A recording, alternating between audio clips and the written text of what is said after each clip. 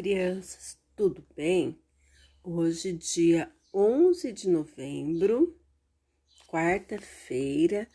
Como toda quarta-feira, hoje é dia de aula de História e Geografia. E essa semana, nossa aula é de História.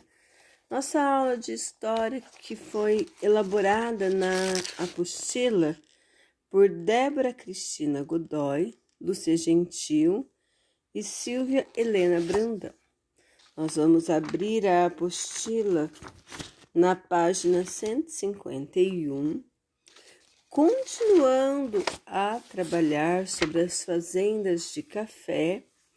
Hoje nós vamos estudar um pouquinho sobre os trabalhadores nas fazendas de café, os escravizados e os imigrantes. Antes disso, eu deixo lá para vocês o link de um filme de 20 minutos que mostra como eram as fazendas de café, como era a vida nas fazendas de café, como que eram os donos das produções de café, que eles tinham um status, né? Eles eram muito ricos e eles eram considerados as pessoas mais importantes naquela época no Brasil, tá? Então, deixei lá um filminho para vocês sobre isso. Bom, no caderno 2, você estudou a cultura africana e como os africanos eram capturados, trazidos para o Brasil, lembram? Descobriu também como eles sofriam, né? Como eles tinham um péssimo tratamento quando eles vinham para cá. Os cafeicultores eram grandes compradores de escravos. Em suas fazendas, essa mão de obra era de grande importância, pois a única empregada nessa lavoura. Então, eram só os escravos, inicialmente, que trabalhavam nas lavouras de café, né? A partir de 1850, alguns fazendeiros passaram a empregar trabalhadores livres também, ou seja, que receberiam salários. Em sua maioria, esses trabalhadores eram imigrantes italianos que saíram de suas terras devido às péssimas condições de sobrevivência. Então, os imigrantes, principalmente os italianos, nos países que eles moravam mesmo, eles estavam com uma situação financeira muito ruim e eles não estavam conseguindo nem sobreviver lá. Então, eles resolveram vir para o Brasil em busca de melhores condições. Chegando aqui, eles foram contratados para trabalhar nessa lavoura de café. Mas nem tudo foram flores para esses trabalhadores. Eles acreditavam que aqui no Brasil teriam uma vida melhor, mas eles chegavam aqui, eles tinham que se sujeitar ao que os fazendeiros queriam. E apesar de eles terem salário, o salário deles ia tudo para pagar a viagem que muitos tinham feito por conta dos donos das fazendas, o lugar que eles moravam, a comida que eles comiam, os equipamentos, né, que eles usavam para trabalhar. Então, eles meio que ficaram como escravos brancos. Mas quando eles vieram para cá, eles vieram na esperança de trabalhar, ter com seu salário, eles juntarem o dinheiro para comprar seu próprio pedaço de terra, para plantar e viver ali com a família. Só que a gente vai ver depois que isso não acontecia, porque o que eles trabalhavam mal davam para pagar seus gastos, né, suas despesas. A fazenda de café. Mesmo destinando-se principalmente ao cultivo do café, as fazendas também produziam quase tudo o que era necessário para a sobrevivência dos moradores. Criavam animais, plantavam milho, trigo, arroz, feijão, batata. Fabricavam farinha de trigo, mandioca, fubá. Também produziam pão, biscoito, sabão, velas de sebo, entre outras coisas.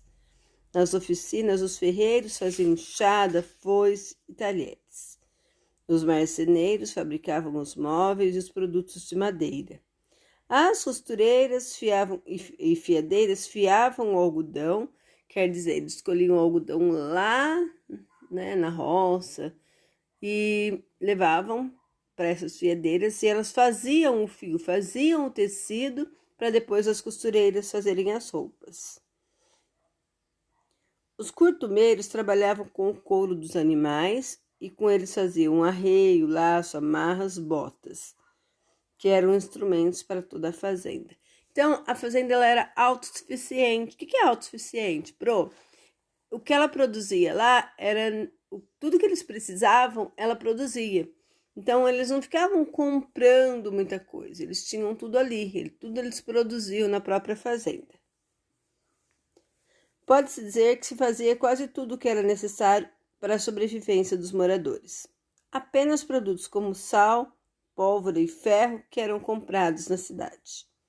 Para dar conta de todas essas atividades e fazê-las funcionar bem, os espaços de uma fazenda tinham que ser muito bem distribuídos. A gente vai virar agora a nossa folha. Tem a imagem de uma fazenda de café com todos os seus espaços distribuídos para vocês conhecerem. Então, a gente vai virar agora. E vocês têm uma legenda, porque nós temos a página 152 e 153. E vocês vão analisar aí na agenda, na legenda. Tem a roça de café, né? Aqui, olha. Número 1, aqui a gente tem a roça de café. O número 2 aqui do ladinho, olha. Moinho d'água, olha. Vendo? Girando ali. No rio, né? Para tirar a água do rio. Tem a casa grande, que a gente diz, que é a sede da fazenda, é onde moram os proprietários. E a gente vê aqui que é uma casa gigantesca, né? Tem a horta. A horta da fazenda, ela fica aqui, ó, aqui embaixo, tá? Temos o terreiro onde se seca o café. Lembra que a gente viu na aula passada que o café ele precisa ser colhido, depois ele vai para o terreiro para secar, para depois poder moer? Tem o curral, aqui, olha, onde eles criam os animais, onde tiram o leite, né, para o sustento da fazenda. Temos o pasto, lá no número 7, então aqui, olha, onde estão os animais. E tem a casa dos trabalhadores, que eram essas aqui. Num período antes da chegada dos imigrantes, tinham as senzalas também. O que eram senzalas? Os lugares onde os negros ficavam, tá? Então, agora nós vamos para a página seguinte. O café e o desmatamento. O café plantado principalmente no Rio, em São Paulo, provocou ao longo dos anos mudanças na paisagem natural da região, transformando as florestas em grandes campos agrícolas. Então, eles tiravam a floresta, eles derrubavam a floresta para se plantar café. Tanto que, se a gente for pensar, o estado de São Paulo e do Rio, eles têm pouquíssima faixa de floresta, né?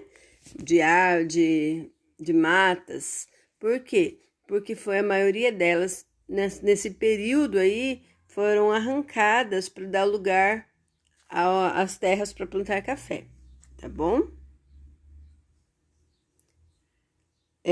Para dar lugar às plantações, cortavam-se as árvores maiores, para essas, ao cair, derrubarem as menores. Depois colocava-se fogo no terreno, acabando com a madeira que sobrava. Quando a terra se tornava improdutiva, eles abandonavam essas terras e saíam em busca de novas. Novas terras eram adquiridas e os cafeicultores derrubavam a mata da mesma forma. Madeiras nobres eram cortadas e queimadas, animais mortos ou espantados. Então, tudo que a gente já aprendeu lá, né, que os animais já sofriam desde essa época, então. Por isso que alguns animais foram extintos há muitos anos, porque já quando tinham essas queimadas, muitos deles morriam carbonizados, queimados, né? E os que os que conseguiam se salvar, eles corriam para outros lugares. Só que muitas vezes, quando eles corriam, eles não encontravam comida e acabavam morrendo também. E alguns outros conseguiam, iam para outros lugares, né? Leia o que escrevia em 1847 um rico produtor de café do Vale do Paraíba. O Vale do Paraíba é uma região de São Paulo que já dá acesso ao Rio de Janeiro. Então, aquele caminho que a gente estudou na aula anterior, tá? Francisco Peixoto de Lacerda Werneck, o barão de Pati do Alferes. Pati do Alferes já é uma região lá no Rio de Janeiro, que é entre Rio e São Paulo também, que fica localizado, e é onde ele morava. Então, ele deu origem a Pati do Alferes, por isso que ele é barão de Pati do Alferes, tá? O maior desperdício é que quase todos os lavradores deixam apodrecer as madeiras sobre a terra. Eles põem fogo sobre elas, sem dó. Ao derrubar as matas virgens, lançando-lhe fogos, estão devastando a terra, arruinando preciosidades. Em menos de uma hora, derrubam o que a natureza levou séculos para criar. Se não tomarem cuidado, nem eles nem a sua 10ª geração poderão utilizar o solo que sobrou. Então, ele está contando aqui, né, o que estava acontecendo, o que os fazendeiros estavam fazendo e o que poderia acontecer com a terra dali a algum tempo, né? Você já conhece as consequências do desmatamento, sim, né? A gente já estudou sobre isso em ciências, né? Agora vocês vão responder algumas atividades para mim.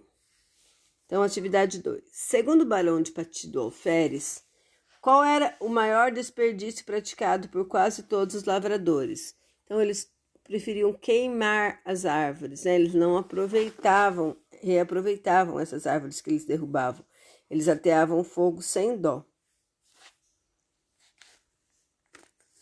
E com isso, eles devastavam a terra, né? Porque com o fogo eles ressecavam a terra, não tinham mais árvores, as terras iam ficando inférteis, né? De acordo com o texto escrito pelo barão, quais eram as consequências da atitude dos lavradores? Então, derrubavam a natureza e com isso as novas gerações não iam poder utilizar esse solo, porque o solo queimado ia ficar logo improdutivo e outras gerações não poderiam fazer uso dessa terra. Em casa, releia o tópico na época do café, na página 146 e responda. Vocês vão responder no caderno. Por que as fazendas de café eram as que mais geravam riqueza para seus donos? Então, na época do café, ele estava com um ótimo preço, ele era exportado, né? Lembra que tudo isso? Vocês vão lá na página 146, vão ler novamente e vão responder. Depois vocês vão numerar os quadrinhos de todo o processo de café. Lembra que vocês fizeram já com um anexo, vocês colaram na ordem que tudo acontecia? Agora vocês vão numerar, tá bom? E agora, na última página de hoje, nós temos 2 mapas. A primeira é a vegetação em 1854 e a segunda é em 1930. 1854 foi o início do plantio de café. São 2 mapas de São Paulo. E o de 1930 é o auge, né, do plantio de café no estado. Então, vocês vão responder.